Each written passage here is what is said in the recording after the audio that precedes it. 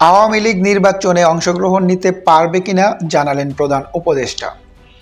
কার্যক্রম নিষিদ্ধ আওয়ামী লীগ আসন্ন জাতীয় নির্বাচনে অংশগ্রহণ করতে পারবে কিনা বলে জানিয়েছেন প্রধান উপদেষ্টা ডক্টর মোহাম্মদ ইউনূস।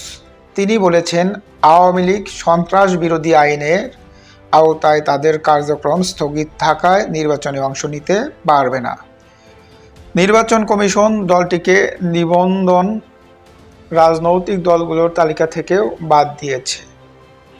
বৃহস্পতিবার 13 নভেম্বর সন্ধ্যায় রাজধানীতে রাষ্ট্রীয় অতিথি ভবনে যমুনায় আন্তর্জাতিক উন্নয়ন বিষয়ক ব্রিটিশ মন্ত্রী ব্যারোনেস জেনি চ্যাপম্যানের সঙ্গে বৈঠকে তিনি এইসব কথা বলেন। বৈঠকে আসন্ন জাতীয় সংসদ নির্বাচনকে অবাধ, সুষ্ঠু ও অন্তর্ভুক্তিমূলক করার প্রতিশ্রুতি পুনর্ব্যক্ত করেন প্রধান উপদেষ্টা। এ সময় দুই নেতা ফেব্রুয়ারির সাধারণ নির্বাচন, অবৈধ অভিবাসন প্রতিরোধ, বাণিজ্য সম্প্রসারণ, রোহিঙ্গা সংকট এবং বিমান ও সামুদ্রিক খাতে সহযোগিতা বৃদ্ধি সহ একাধিক ইস্যু নিয়ে আলোচনা করেন। প্রধান উপদেষ্টা বলেন, নির্বাচন নির্ধারিত সময় অনুযায়ী ফেব্রুয়ারির প্রথমার্ধে অনুষ্ঠিত হবে। নির্বাচন হবে অন্তর্ভুক্তিমূলক ও অংশগ্রহণমূলক এবং ভোটার উপস্থিতি হবে ব্যাপক।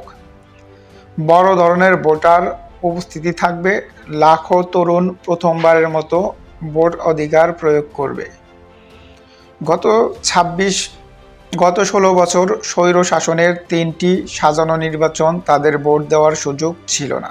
বৈঠকে ঢাকা ও লন্ডনের মধ্যে বাণিজ্য ও সহযোগিতা বাড়ানোর সম্ভাবনাও তুলে ধরা হয়। প্রধান উপদেষ্টা জানান, বঙ্গোপসাগরে সামুদ্রিক গবেষণার জন্য বাংলাদেশ যুক্তরাষ্ট্রের একটি গবেষণা জাহাজ ক্রয় করেছে।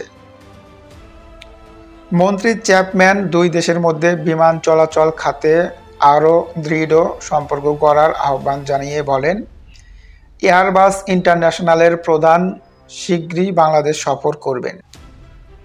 বৈঠকে জাতীয় নিরাপত্তা উপদেষ্টা ডক্টর খলিলুর রহমান, এসডিজি সমন্বয়কারী লামিয়া মোরশেদ এবং বাংলাদেশে নিযুক্ত ব্রিটিশ হাইকমিশনার সারা কুক উপস্থিত ছিলেন।